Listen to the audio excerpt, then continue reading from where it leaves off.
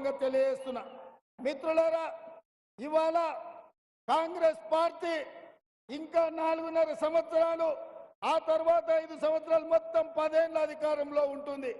ఈ ఆదిలాబాదును సస్యశ్యామలం చేసి ఈ ప్రాంత రైతులను ఆదుకునే బాధ్యత కాంగ్రెస్ పార్టీ తీసుకుంటుంది. ఈ ప్రాంతాన్ని అభివృద్ధి చేస్తుంది. ఇదే కాకుండా నిన్న మొన్న చంద్రశేఖరరావు చెప్తున్నాడు రైతు భరోసా పథకం పడలేదని.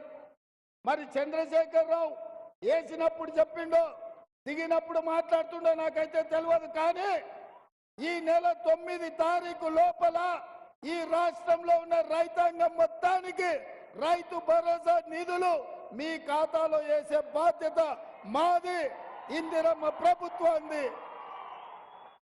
అదే విధంగా రైతు రుణమాఫీ గురించి హరీష్ రావు మాట్లాడుతున్నాడు. అందుకే ఇంద్రవెల్లి అమరవీరుల స్తూపం సాక్షిగా 15 ఆగస్టు లోపల ఈ రాష్ట్రంలో ఉన్న రైతాంగానికి మొత్తానికి 2 లక్షల రూపాయల రైతు రుణమాఫీ చేసి ఈ రైతులను ఆదుకునే బాధ్యత మన ప్రభుత్వం తీసుకుంటుంది. అదే విధంగా ఎన్నికల్లో ఇచ్చిన 6 గ్యారంటీలలో 5 గ్యారంటీలను అమలు చేసినాం.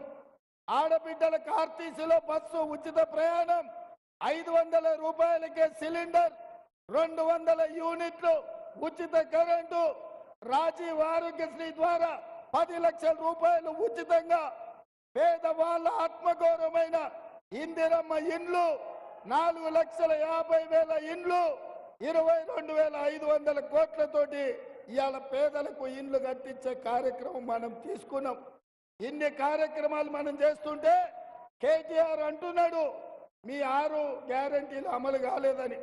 అందుకే ఈ వేదిక మీద నుంచి కేటీఆర్ కు సూచన చేస్తున్నా,